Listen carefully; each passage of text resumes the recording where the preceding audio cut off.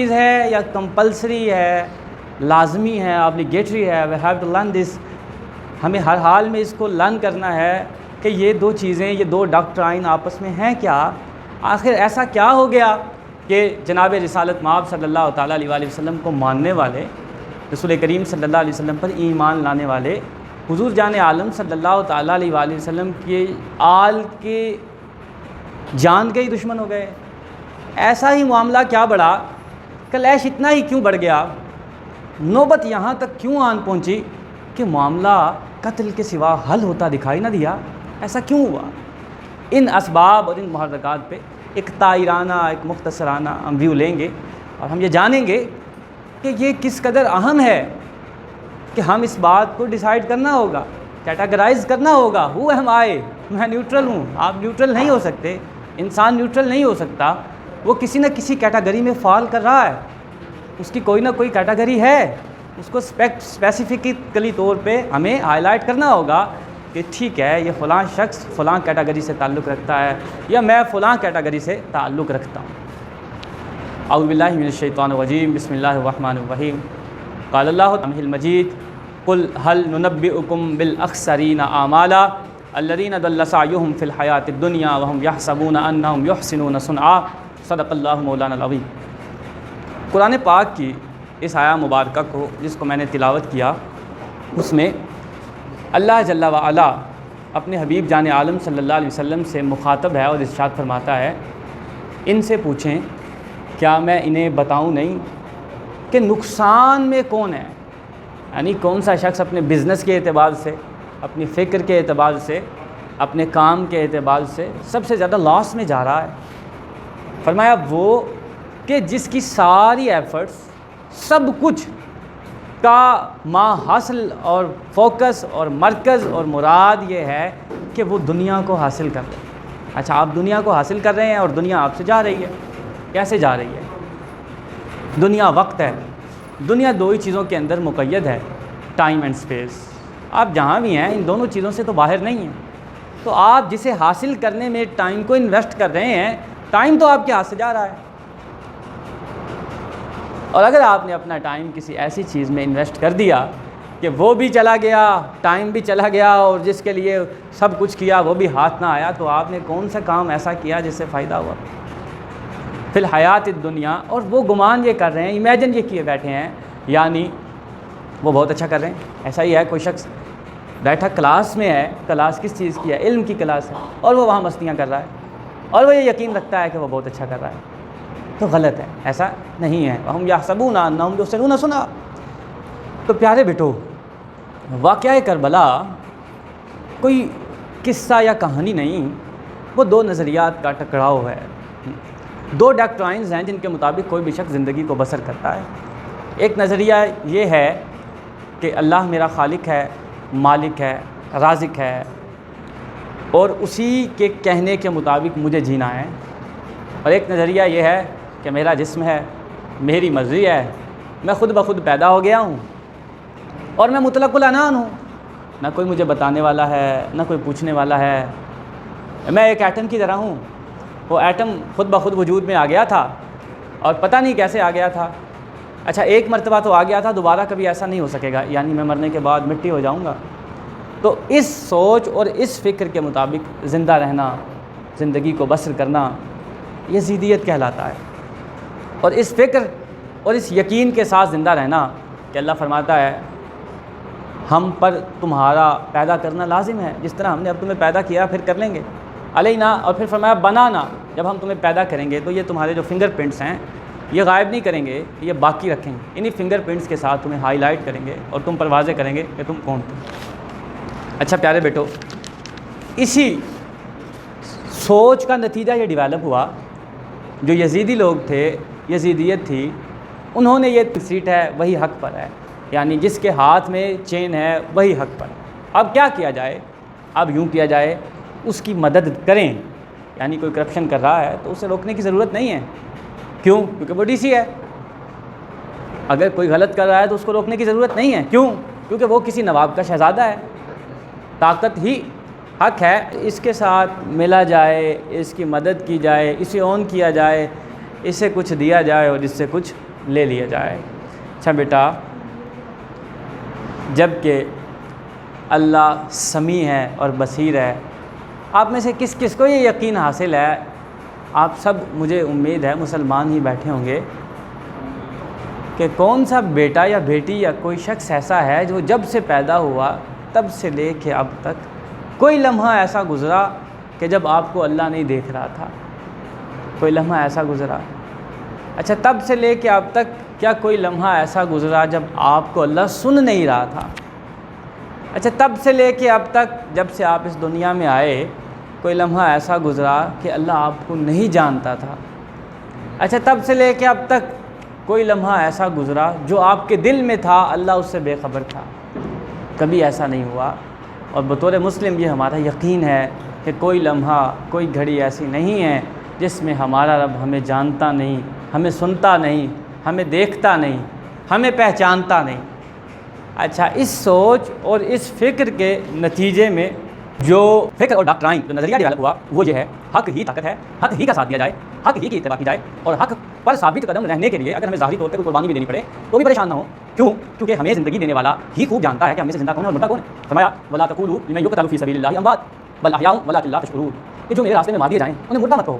اب اس کی ایک زندہ مثال یہ ہے کہ 61 ہجری میں یہ واقعہ ہوا اور آج 1448 ہجری ہے، کئی سو سال گزر گئے، 1200 سے بھی زیادہ سال گزر گئے۔ آج بھی اگر ذکر کیا جاتا ہے اور تو وہ حضرت حسین علیہ السلام کا کیا جاتا ہے اور لعنت بھیجی جاتی ہے تو یزید پر بھیجی جاتی ہے۔ کوئی شخص کہ اپنے بیٹے کا نام یزید بھی رکھتا ہے، حسین تو آپ میں سے کتنے ہی ملیں گے، کتنے ہی بچوں کا نام محمد حسین ہے، کتنے لوگ ایسے ہیں کہ جن کا نام یزید ہو؟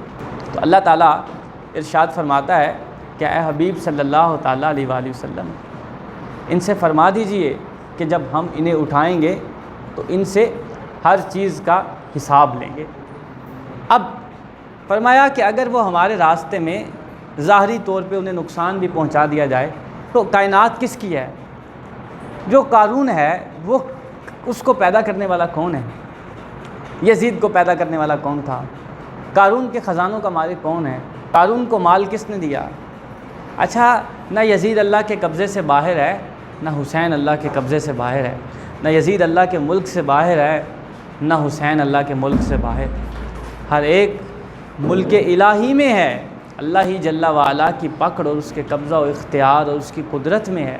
فیصلہ آپ کا عمل کرے گا، کیا آپ اس کی قدرت میں رہتے ہوئے اس کی رضا کے مستحق ہیں یا اس کی ناراضگی کے مرتکب ہیں؟ اگر وہ آپ سے ناراض ہوا تو آپ پر لعنت بھیجے گا، اگر وہ آپ پر لعنت بھیجے گا تو کائنات میں موجود ہر چیز یلعنہم اللہ ویلعنہم اللائنون، کائنات میں موجود ہر چیز آپ پر لعنت بھیجے گی۔ ہر چیز جو آپ کو بہت خوبصورت دکھے گی اس کا نتیجہ اللہ کے ہاں خوبصورت نہیں ہوگا۔ یاد رکھیے، نتیجہ تو جج نے ہی طے کرنا ہے، آپ نے نہیں کرنا کہ یہ کنسیکوینسز کیا ہیں۔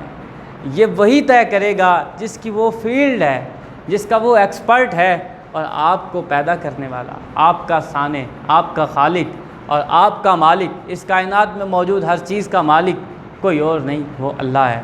تو فیصلہ وہی ہوگا جو وہ کرے گا، اور جس کو وہ سعید کہے گا، جس کو وہ کامیاب کہے گا وہی کامیاب ہوگا، اور جس کو وہ ناکام قرار دے گا وہ شخص خائب و خاسر اور نقصان اٹھانے والا شمار کیا جائے گا۔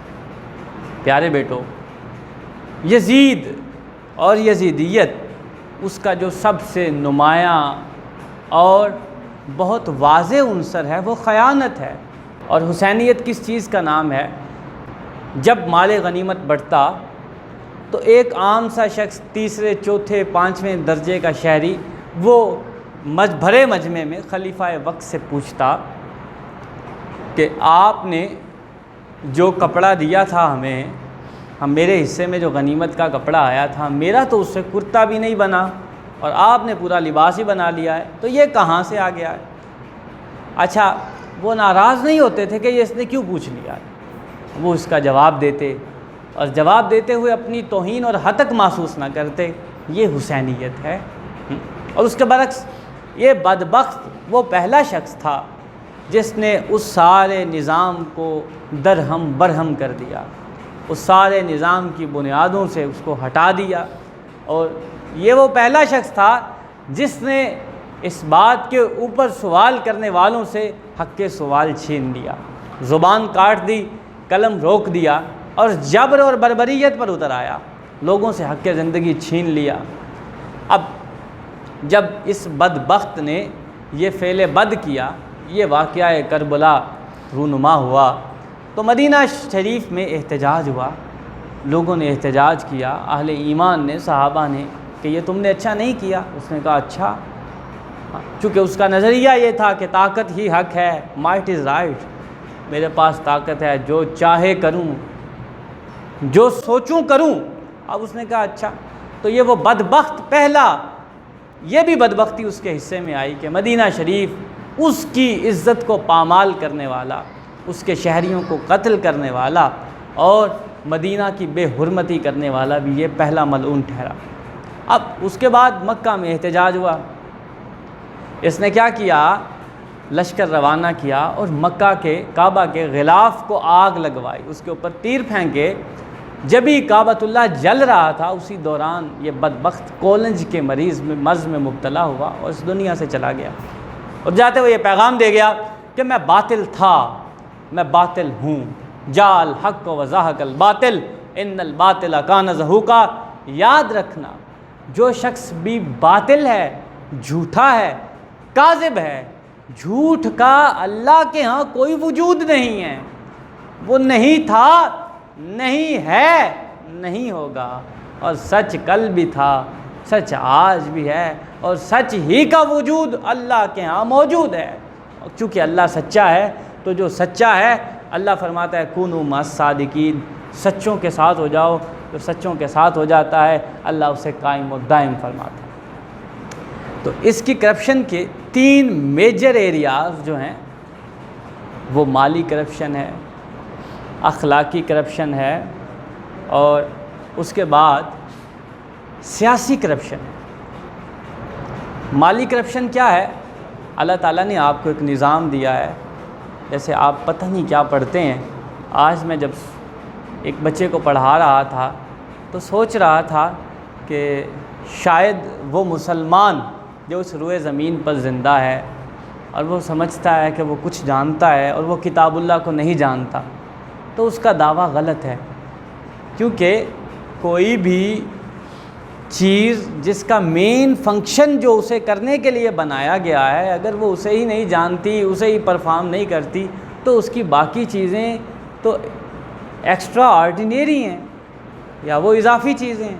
یعنی فون کا مین مقصد تو کال کروانا ہے، اگر وہ وہی نہیں کرتا، باقی سب کچھ کرتا ہے، تو وہ الگ بات ہے، وہ فون نہیں ہے، وہ فون نہیں ہے۔ اور اگر ایک مسلمان کتاب اللہ کو نہیں جانتا اور اس میں موجود پیغام کو نہیں جانتا تو وہ کیسا مسلمان ہے، اسے غور کرنا چاہیے۔ مال اور اخلاق، تعلیم کے یہ بڑے پورشن ہیں۔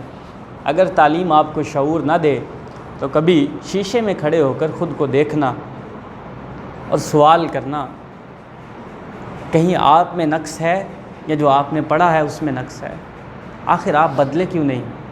یہ کیسی دوائی ہے؟ جس دن سے آپ پیدا ہوئے ہیں تب سے لے کے اپنی زندگی کی جوانی کے آخری عمر تک آپ یہی لیتے رہتے ہیں، لیکن افسوس کی بات تو یہ ہے کہ یہ نہ کہیں آپ کے کردار میں سے نظر آتا ہے، نہ کہیں آپ کی گفتار سے نظر آتا ہے، اور نہ ہی کہیں آپ کے افکار سے نظر آتا ہے۔ آپ جو پڑھتے ہیں وہ کرتے نہیں، جو کہتے ہیں آپ وہ ہیں نہیں۔ یہ کیسا عجیب سا تضاد ہے، اسی تضاد کو یزیدیت کہتے ہیں، جبکہ حسینیت وہی ہے جو زبان پہ ہے، وہی دل میں ہے، جو دل میں ہے وہی عمل میں ہے، اور اسی کو اخلاص کہتے ہیں۔ وما امروا الا لیعبدوا اللہ مخلصین لہ الدین، اللہ فرماتا ہے تمہیں حکم دیا گیا ہے کہ جب بھی اللہ کی بندگی بجا لاؤ تو اخلاص کے ساتھ اللہ جل وعلا کی بندگی کرو۔ اچھا بیٹا، مال چونکہ انسانی کائنات میں اس کی بہت اہمیت ہے، اقتصادیات، اکانومی جسے آپ کہتے ہیں، اللہ تعالیٰ نے ہمیں اس کو استعمال کرنے کے قوانین دیے۔ ایسا نہیں کیا کہ مال دیا اور ہمیں چھوڑ دیا۔ انما الصدقات للفقراء والمساکین والعاملین علیہا، فرمایا یہ مساکین کے لیے، فقراء کے لیے، کام کرنے والوں کے لیے، مزدوروں کے لیے، مؤلفہ قلوب کے لیے، اور اس کو مزید کیٹاگوریکلی طور پہ تقسیم کر دی۔ اب یہ اس نے کیا کیا، اس بدبخت نے کہا اچھا یہ سب کیٹاگری ان کو ملے نہ ملے، یہ سب تو میرا اپنا مال ہے، ذاتی مال ہے۔ یہ ایسے ہی ہے جیسے کسی کو کچھ سپرد کیا جائے کہ وہ لوگوں میں بانٹ دے، اور وہ کہ چونکہ مجھے دیا گیا ہے تو لوگوں میں بانٹنے کی تو ضرورت نہیں، مجھ تک پہنچ گیا۔ تو سرکاری مال کو، سرکاری خزانے کو، بیت المال کو اپنی ذات کے لیے مختص کرنے والا، اپنی شے خرچیوں پہ خرچ کرنے والا، یہ پہلا بدبخت ہے، اور یہ اس کی مالی کرپشن ہے۔ اس کے بعد سیاست کہتے ہیں معاملات کو، اور ہم میں سے کوئی شخص ایسا نہیں ہے جس کی زندگی میں معاملات نہ ہوں، خواہ وہ ایک فرد ہو، خواہ وہ ایک شوہر ہو، خواہ وہ ایک بیوی ہو، خواہ وہ ایک بیٹا ہو، خواہ وہ ایک طالب علم ہو، خواہ وہ ایک استاد ہو۔ اس کمرے میں موجود ابھی جتنے آپ لوگ موجود ہیں، یہ ایک معاملے کے تحت، ایک مینجمنٹ سسٹم کے تحت یہاں موجود ہیں۔ آپ لوگوں کو مینج کرنا، آپ کی ریکوائرمنٹس کو پورا کرنا، یہاں موجود عملے کی ریکوائرمنٹس کو پورا کرنا، ہر چیز ایک نظام اس بات کا متقاضی ہے کوئی عقل مند و دانا موجود ہو جو اس نظام کو رن کرے تاکہ یہ سسٹم رکے نہیں۔ اب جو مسلمان ہیں، اسلام کسی جامد نظریے کا نام نہیں ہے کہ وہ آپ نے پڑھا ہوا ہے تو وہ اسلام کسی کتاب کا نام ہے۔ اسلام تو ایک چلتی پھرتی حیات کا نام ہے، ایک سب سے زیادہ کائنات میں متحرک زندگی کا نام اسلام ہے۔ اگر آپ مجھ سے یہ پوچھیں کہ اسلام کیا ہے تو میں 2 لفظوں میں یہ کہوں گا، کائنات میں موسٹ ایکٹیو زندگی کا نام اسلام ہے۔ سب سے زیادہ متحرک و محرک، نہ صرف وہ خود متحرک ہے، خود حرکت کر رہی ہے، بلکہ ہی از اے ڈرائیونگ فورس، وہ دوسروں کو بھی حرکت دیتی ہے، اس کا نام اسلام ہے۔ تو سیاست جس کا سیکھنا ہم پر لازم ہے، یعنی ہم نے اپنے معاملات اللہ اور اس کے رسول صلی اللہ علیہ وسلم کے حکم کے مطابق طے کرنے ہیں۔ اگر ہم تاجر ہیں، اگر ہم ٹریڈر ہیں، جیسے آج ای کامرس ہے، اکانومی ہے، آپ لوگ اس ملک اور اس قوم سے تعلق رکھتے ہیں، اللہ حضور کے واسطے ہمیں معاف فرما دے کہ جنہیں اگر کہیں ایکسیس مل جائے تو سب سے پہلے فراڈ کر کے اس گیم سے آؤٹ ہو جانے والے لوگ ہم ہیں۔ سوال ہے، آپ نے جھوٹ بولنا کہاں سے سیکھا ہے؟ آپ کے والدین نے سکھایا ہے کہ کسی مسجد والے نے سکھایا ہے، کسی مدرسے والے نے سکھایا ہے؟ کہاں سے سیکھا؟ آپ خود ہی سے سوال کریں۔ ہر چیز تشدد نہیں ہے، ہر چیز مذاق نہیں ہے، آپ زندہ ہیں، اسی میں گزرنے والا ہر لمحہ آپ میرے لیکچر میں موجود ہیں، یہ مذاق نہیں ہے۔ آپ مجھے دیکھ رہے ہیں، آپ مجھے سن رہے ہیں، یہی حقیقت ہے۔ لیکن افسوس 100 کروڑ افسوس، شاید ہمیں یقین حاصل نہیں ہوا کہ every thing is not a joke, every thing is a reality. آپ جو بھی کر رہے ہیں وہی حقیقت ہے، وہ مذاق نہیں ہے، کیونکہ اللہ تعالیٰ نے ہمیں اس کائنات میں مذاق کے لیے بھیجا ہی نہیں۔ یعنی ایسا کون سا عمل جب سے آپ پیدا ہوئے تب سے لے کے اب تک کیا جسے فرشتے نے نہیں لکھا؟ کوئی آپ کو یاد پڑتا ہے؟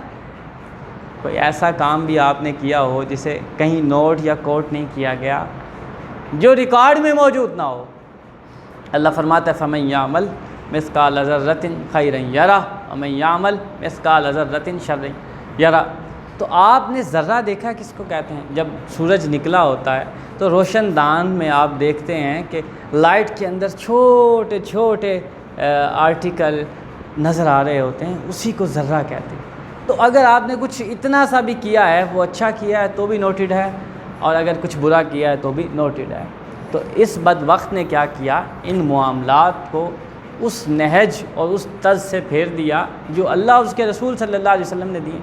اب ادھر وہ صحابہ کرام جنہوں نے بنفس نفیس حضور جان عالم صلی اللہ علیہ وسلم سے معاملات کو طے کرنا سیکھا تھا، حضور جان عالم صلی اللہ علیہ وسلم کی تربیت سے یہ حاصل کیا تھا کہ ہم نے ملک کو کیسے چلانا ہے، لوگوں کے حقوق کیسے ادا کرنے ہیں، نظام کو کیسے قائم رکھنا ہے، مزدور کو اس کا حصہ دینا ہے۔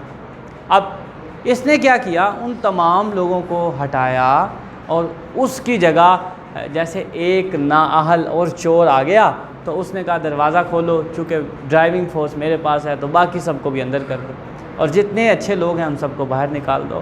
اب لوٹ کھسوٹ اور ظلم اور جور اور جبر وہ شروع ہو گئی۔ ایک بات میں کہنا چاہتا ہوں، جب عقل خدا چھین لیتا ہے تو کیا ہوتا ہے؟ حسین علیہ السلام کا سر کاٹنے کو کہا نا، تو میرے آقا حضرت حسین علیہ السلام کا گھوڑا آپ کے گرد گھوم رہا تھا، اور بدبخت کہنے لگا اس گھوڑے کو کچھ نہ کہو کہ میں نے رسول کریم صلی اللہ علیہ وسلم کو دیکھا ہے کہ حضور جان عالم صلی اللہ علیہ وسلم اس گھوڑے پہ سوار ہوئے تھے۔ ہاں، اسے وہ گھوڑا تو نظر آ رہا ہے جس پہ رسول کریم صلی اللہ علیہ وسلم سوار ہوئے تھے، اس بدبخت کو وہ حسین نظر نہیں آتا جو حضور کے کندھوں پہ سوار ہوا تھا۔ اچھا، اب کلیش یہاں تک کیوں ہے؟ عجب مذاق تھا اسلام کی تقدیر کے ساتھ، کاٹا سر حسین نعرہ تکبیر کے ساتھ۔ یہ معاملات اس حد تک اس لیے بڑھے کہ جناب حسین علیہ السلام نے فرمایا کہ یہ نظام جسے تم اپنی مرضی سے چلانا چاہتے ہو ایسا قابل قبول نہیں ہوگا، چونکہ ہم مسلمان ہیں، ہمارا خالق و مالک اللہ ہے، ہم بیکار یا آزاد نہیں ہیں کہ جو چاہیں جیسے چاہیں کرتے پھریں۔ جیسے چند لوگوں کی تربیت اس نہج پر ہوئی، وہ نادان خود کو خدا سمجھنے لگے۔ الذی لہ ملک السماوات والارض واللہ علی کل شیء شہید، اللہ وہ ہے کہ کائنات میں موجود ہر چیز اسی کے قبضہ و اختیار میں۔ آپ جو بھی ہیں انسان ہیں، آپ نہ خدا ہیں نہ خدا کے وجود کا حصہ ہیں۔ خود کو ہمیشہ انسان سمجھیے، انسانوں کے مطابق زندگی بسر کی۔ اچھا بیٹا، تیسری کرپشن جو اس کی بڑی کرپشن تھی، جسے آپ ایتھیکل اور اخلاقی کرپشن کہتے ہیں، وہ یہ تھا، آپ نے دیکھا ہے ایک رویہ سا ڈیولپ ہوا عورتوں میں بھی اور مردوں میں بھی، جو جھوٹا شخص ہوتا ہے بہت جلد اپنی گفت و شنید میں گالیاں بکنے لگتا ہے۔ اس کے پاس کوئی ایویڈنس نہیں ہے، کوئی دلیل نہیں ہے، تو کچھ نہیں ملے گا تو گالیاں دینے لگے گا۔ ایسے ہی جو اپنی بات میں جھوٹا ہوتا ہے تو اونچی اونچی بولنے لگ جاتا ہے۔ اونچی بات کرنے سے بات میں وزن نہیں آتا، بات میں سچی دلیل داخل کرنے سے وزن آتا ہے۔ اگر آپ حق کی بات آرام سے بھی کہیں گے تو وہی سچ ہے اور وہی وزنی ہے۔ اب یہ کیا کرنے لگا؟ لوگوں کو دھمکانے لگا، ڈرانے لگا، زبردستی بیعت کرنے لگا، یعنی جبر پر اتر آیا، بربریت پر اتر آیا۔ تو بیٹے، بربریت، خیانت، ظلم، جفا، بے حیائی، ان سب چیزوں کو اگر آپ کلیکٹ کریں گے تو جو تصویر آپ کے سامنے آئے گی، جو عکس آپ کے سامنے بنے گا، اس کو آپ یزیدیت کے نام سے جانتے ہیں، اور وہ نظریہ یزیدازم ہے۔ یعنی اب آپ کو اس بات کا جائزہ لینا ہے، کہیں آپ ظالم تو نہیں ہیں، کہیں آپ خائن تو نہیں ہیں، کہیں آپ جابر تو نہیں ہیں، کہیں آپ جفاکش تو نہیں ہیں، کہیں آپ بے حیا تو نہیں ہیں۔ اگر یہ سب کچھ ہے تو ابھی بھی وقت ہے، ابھی بھی وقت ہے۔ آپ میں سے ہر شخص وہ ہے، اللہ اکبر، آپ نے یہ تو سیکھا ہے کہ اگر آپ کسی جاب پہ جائیں اور جب آپ کی پہلی سیلری شروع ہو جائے اور وہ سرکاری جاب ہو تو آپ دنیا میں رہتے ہوئے شاید جنتی ہیں، اور آپ نے یہ نہیں سیکھا جب آپ میچور ہو گئے، وہ 12 سال تھے یا 15 سال، جس دن سے آپ کا ریکٹ مرتب ہونا شروع ہو گیا۔ ایک دن دکتور بوتی اظہر میں آپ فرماتے ہیں، جس دن میں بالغ ہوا، when I got maturity, I went to my father، میں اپنے ابا جان کے پاس گیا اور رونے لگا اور کہا، ہائے ابا، آج کے دن سے وہ لمحات شروع ہو گئے کہ اب میرا حساب کیا جائے گا، یعنی میں نے اگر اللہ تعالیٰ کی نافرمانی کی، وہ مجھ سے ناراض ہو گیا تو مجھے اس پہ پنش کیا جائے گا۔ تو آپ فرمانے لگے کہ ابا جان نے فرمایا، بیٹا تم بھولو نہیں، پریشان نہ ہو، اللہ بے شک بہت بخشنے والا اور بہت محبت کرنے والا ہے۔ جسے یہ فکر لاحق ہو کہ مجھے ٹھیک ہونا ہے، مجھے بہتر ہونا ہے، مجھے اچھا ہونا ہے، اور وہ یہ ہونے کی کوشش کرے تو اللہ تعالیٰ اس کی مدد فرمائے گا۔ اچھا بیٹا، حسینیت اس کے برعکس کیا ہے؟ انسانیت کا استعارہ، مساوات ذہنی اور مساوات عملی کی عملی تصویر، صبر، وفا اور تقوی و ایثار، یہ سب چیزیں جب مل جائیں تو جو تصویر آپ کے سامنے آئے گی وہ حسینیت ہوگی۔ اب حسینی بننے کے لیے آپ کو 3 کام کرنے ہوں گے۔ سب سے پہلے، اگر آپ کچھ برا ہوتا دیکھیں، کچھ برا سنیں، کچھ برا کریں، تو اس کو بدل دیں اپنے ہاتھ سے، اگر آپ صاحب قوت ہیں، اگر آپ صاحب طاقت ہیں، اگر ایسا نہ کر سکیں، اس میں ناکام رہیں، تو کم از کم اپنی زبان سے اس کو برا کہیں کہ یہ ٹھیک نہیں ہے، یہ اچھا نہیں ہے۔ اگر یہ بھی نہ کر سکیں، آپ اتنے کمزور ہوں، تو اس کام کو کم از کم اپنے دل میں برا جانیں کہ یہ کام اچھا نہیں۔ تو بیٹا، آج کے دن سے پیغام کربلا ہمیں یہی درس دیتا ہے کہ ہم ہمیشہ باطل کا بطلان ثابت کریں اور اس کے خلاف کھڑے رہیں، کبھی بھی باطل کا ساتھ نہ دیں۔ اللہ تعالیٰ سے دعا گو ہیں جو سنا سیکھا عمل کرنے کی توفیق عطا فرمائے۔ کسی کا کوئی سوال ہو